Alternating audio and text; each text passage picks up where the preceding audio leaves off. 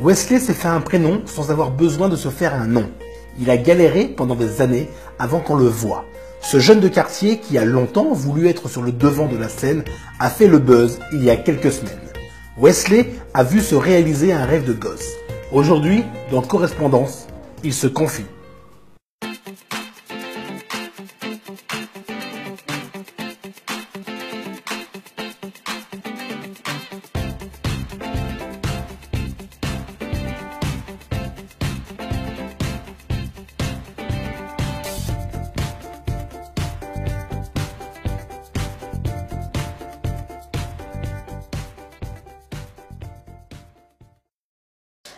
Les gens du voyage aujourd'hui, tu vois, ils véhiculent une image d'eux qui sont pas forcément représentatives, tu vois. C'est pas vraiment représentatif de nous. Et donc les gens n'essayent même pas de creuser un peu, tu vois, pour apprendre à nous connaître ou quoi. Tout de suite, t'es catalogué en tant que gitan et on n'essaye pas de voir plus loin en fait. T'es un voyageur. Ben, je sais pas, je suis un voyageur. Personnellement, je suis en appartement, tu vois ce que je veux dire.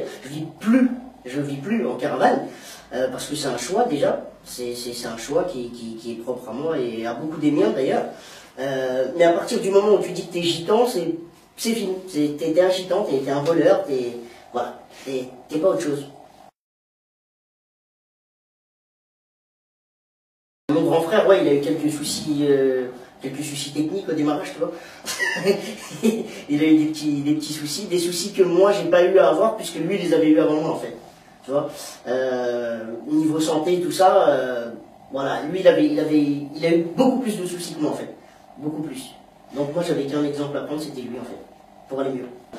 On a pris mon frère, déjà, tu vois, ils nous l'ont saisi en fait, et ils l'ont mis dans un hôpital, et ils l'ont gardé, tu vois, ils ont fait toute une série de tests, de machins, tout ça, avec les hormones de croissance, les trucs, les bordels et tout, pour voir ce qu'ils pouvaient faire pour le faire grandir, machin, ceci, cela. Et ça a duré très longtemps, très longtemps. Alors déjà petit, hein, je crois que ma mère l'a pas récupéré avant ses 6 mois, déjà. Et puis bah, après, bah, les hormones de croissance et tout, il en a eu jusqu'à ses 18-19 ans. Donc très dur. J'ai grandi en fait avec ça, du coup. Avec le fait que mon frère il aille dans les hôpitaux, qu'il le garde, qu'il nous le rende, tu vois, c'est parce que c'était clairement eux qui décidaient. Je me souviens que les professeurs les appelaient ma mère et lui disaient bon ben on a besoin de Steve, donc il fallait que ma mère se débrouille, il fallait qu'elle quitte tout, parce qu'il fallait qu'elle emmène Steve à Paris. Et donc moi en voyant ça, non, moi j'ai dit je suis arrivé comme ça, je vais repartir comme ça, tu vois, c'est pas besoin pour gagner 5-6 cm en plus, ça m'intéresse pas. Même si c'était pour gagner 1 mètre d'ailleurs, pas du tout. Je suis né comme ça, j'ai restauré comme ça. Et ouais, ma mère nous a élevés seuls sans aide, à la seule force de ses bras. Elle nous a élevés toute seule. Moi, personnellement, étant gamin, je ne l'ai pas spécialement ressenti, puisqu'elle ne nous le faisait jamais voir. Jusqu'au moment où je me suis rendu compte que ma mère, elle avait de moins en moins de choses, elle avait de moins en moins de bijoux, elle avait de moins en moins de vêtements, elle avait, tu vois, elle prenait beaucoup moins soin d'elle, tu vois ce que je veux dire.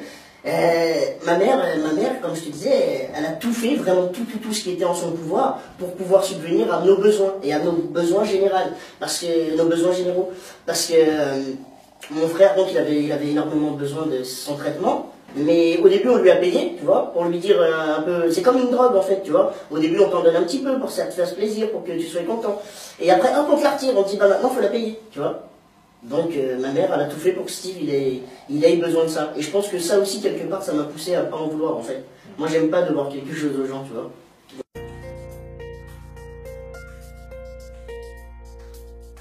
Cette passe, alors évidemment, il y a quoi? Il y a 15 mètres d'hors-jeu? Minimum, au moins, hors taxe. Il s'est retourné comme il fallait, il a bien fixé, il a pris son temps. Et il place un très bon ballon. Exactement. Au ras du poteau.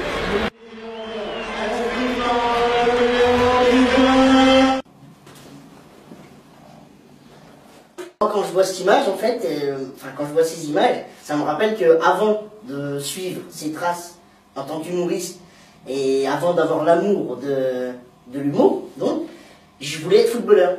Et on m'a refusé encore une fois. On m'a fermé la porte au nez, on m'a dit tu seras jamais footballeur, toi. Tu pourras pas, c'est pas possible. Tu seras jamais footballeur. Pourquoi je serai pas footballeur?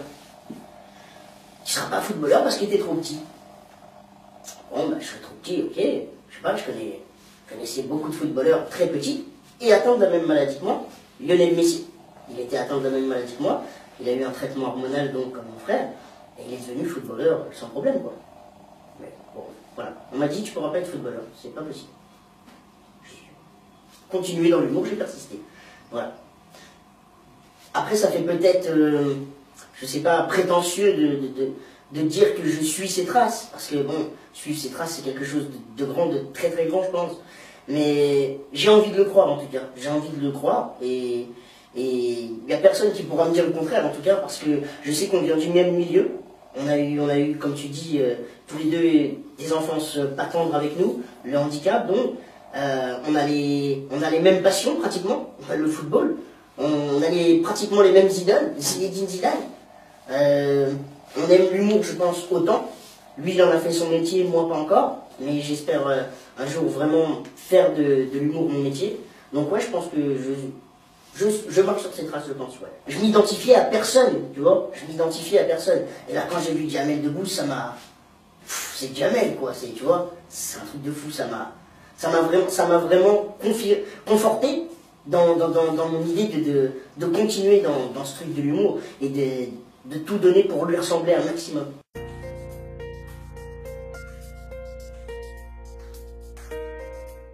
T'as pas vu la nouvelle pub? Je me suis redit demain. Ouais. Je me suis redit demain maintenant. Je suis un gros garçon. Ah, mais demain, je peux faire des trucs de fou, les gars. Oh. Sur la vidéo. Avant, j'avais qu'une main, je faisais des trucs. Ouais. Maintenant, j'ai des deux mains.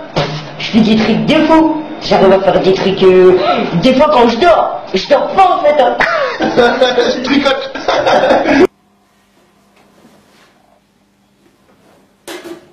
C'est encore une fois, c'est un de mes cousins qui te connaissait et qui me dit voilà, il dit je connais un animateur radio, il dit il vient de Fleury, donc déjà voilà, ça devrait bien se passer et tout, on sait, tu vois, tu sais d'où je viens, voilà. Et il dit il aimerait bien t'avoir dans son émission et tout, il aimerait bien savoir ce que tu fais un petit peu, voilà, il sait que t'es un petit peu imitateur, moi je lui ai beaucoup parlé de toi. Ok. Au début, j'étais un petit peu réticent. Je me dis, attends, la radio et tout. Je dis, moi, je vais aller là-bas. Je connais pas grand monde. Je dis, bon, en plus, les sketchs, je les ai pas spécialement préparés. Ça arrive vite, en plus, ça arrivait vite. Hein. Je me rappelle que j'ai dû vite me préparer. Et du coup, bah, j'étais eu au téléphone. Et c'est toi, tu m'as dit, écoute, aucune prise de tête. Tu m'as vraiment rassuré. Tu m'as dit, il n'y a pas de prise de tête. Tu viens, t'inquiète pas, ça va être convivial. On sera entre amis. Il n'y a pas de prise de tête. Voilà, tu viens, tu nous fais rire et fais ce que tu sais faire le mieux. Voilà, tu m'as vraiment mis à l'aise. Surtout que à cette époque-là, au moment où je suis venu te voir en radio, l'humour, je l'avais entre guillemets laissé un peu de côté. Tu vois, je rentrais dans la vie d'adulte, j'avais 18 ans. Je sais plus si j'étais encore ou en transition, en tout cas avec le lycée. Plus ou moins. Plus ou moins. Et le truc, c'est que, en fait, comme beaucoup de jeunes de 18 ans, je me posais énormément de questions. Je me posais énormément de questions sur moi, sur ma vie, sur mes envies, sur ce que je vais faire, sur ce que je vais pas faire. Et donc là, c'était quelque chose, entre guillemets, de sérieux, tu vois. Et jusqu'à maintenant, je m'étais jamais pris au sérieux, tu vois. Jamais plus que ça, je m'étais pris au sérieux. Et là, c'était quelque chose, bon, tu vas à la radio. C'était quand même quelque chose d'énorme. Déjà à cette époque-là, c'était énorme pour moi. Les gauchers, ils ont pas faim comme nous. Les gauchers, ils sont pas invités à nos tables. Mon chum, le gamin, il mange que de la sauce ou quoi? Non. Les gauchers, c'était pas des voyageurs. Eh ben, les gadgets. Alors, les gadgets, déjà, faut savoir que les gadgets, c'est comme ça qu'on appelle les gens autres que les gens du voyage chez nous. C'est un peu comme les goïs chez les juifs et le reste du monde chez les chinois, tu vois. Donc c'est les gadgets. Et donc je vois une vidéo sur internet, parce que c'est pas de moi à la base, c'est des Chicken Wings. C'est un groupe, ça s'appelle les Chicken Wings. C'est des voyageurs aussi. Et ils ont fait une petite vidéo comme ça, une chanson, les gadgets. Et je décide de la reprendre à ma manière. Je suis dans un magasin, je pique un pack de bière, je suis en voiture, je bois une Red Bull Superman, et les gadgets, c'était pas des voyageurs. Et là, ça fait un mini buzz au sein de ma communauté. Tu vois ce que je veux dire? C'est vraiment les gitans, ils s'en emparent. Tiens, ça c'est le petit de chez nous, c'est notre petit comique à nous, c'est ceci, c'est cela. Et voilà, même les pages communautaires qui nous représentent, reprennent le truc des gadgets et me publient le petit Wesley, machin, ceci, cela. Et déjà là, ma page professionnelle, elle commence à attirer du monde. Ça commence comme ça, en fait. On est arrivé le premier jour, c'était comme si on était arrivé le dernier déjà. Ils nous ont dit, ça allait déjà tout repayer. Alors qu'on n'avait même pas commencé à louer. J'ai dit, qu'est-ce que ça veut dire? Ça veut rien dire de ton. Je viens d'arriver, je vais payer tous les autres qui sont déjà arrivés. Sur l'année dernière, ça va pas se passer comme ça. Sur la tête de ma mère, ça va pas se passer comme ça. C'est qui meurt. J'en ai rien à foutre. Eh ben ça, c'est la vidéo. Mais il faut savoir que cette vidéo, elle a été tournée il y a un petit moment déjà. Mais elle est ressortie en 2016. Et elle a été ressortie pas n'importe comment. Elle a été ressortie premièrement par Walidia, qui est un humoriste qui côtoie le Jamel Comedy Club, et que donc Jamel connaît très bien. Je savais que Jamel avait partagé la vidéo, donc je m'attendais quand même à certaines répercussions vis-à-vis de ça. Mais la télé, c'est autre chose. C'est une étape supérieure, c'est quelque chose d'énorme. Je m'y attendais pas du tout. J'ai eu énormément de retours de l'entourage de Jamel, après, j'ai même été contacté par un manager qui d'ailleurs maintenant s'occupe de moi. Et il aurait pu avoir contact tout de suite avec Jamel, mais on va dire que je préfère prendre mon temps, tu vois. J'ai pas envie d'aller voir Jamel tout de suite. Encore une fois, comme j'ai fait il y a quelques années justement à la radio, où j'avais rien préparé, où j'arrive juste pour le voir et juste pour afficher ma tête. Tiens, salut, c'est moi, c'est Wesley. Ok, Jamel, ça va. Wesley, ça va. Ok, ça va. À plus tard. J'ai pas envie de ça. J'ai envie d'un bon truc avec Jamel. J'ai envie de lui faire honneur avant tout, tu vois. J'ai envie de préparer les choses. Alors, l'année 2017. Déjà, faut savoir que avec ma page déjà Facebook, ça me prend déjà pas mal de temps parce que je reçois pas mal de demandes professionnelles déjà. Je peux pas répondre à tout le monde et j'ai déjà quelques projets en cours. Mais mon gros truc déjà, c'est de faire un peu de théâtre, j'ai envie de faire un peu de stand-up. J'ai envie de faire des choses concrètes en fait, tu vois, de suivre encore une fois les traces de Jamel Debbouze. Pourquoi pas le Comedy Club? Si j'avais une dernière chose à dire, je sais pas. J'en sais rien. J'ai pas de dernière chose à dire. Je pourrais te souhaiter à toi aussi déjà le meilleur. Et à Correspondance aussi, et voilà, à toutes les personnes qui me suivent, voilà, qui me soutiennent, voilà. Le meilleur pour tous ceux qui m'aiment, et ceux qui m'aiment pas, big up à vous. C'est tout. Merci Wesley. Merci à toi, oui.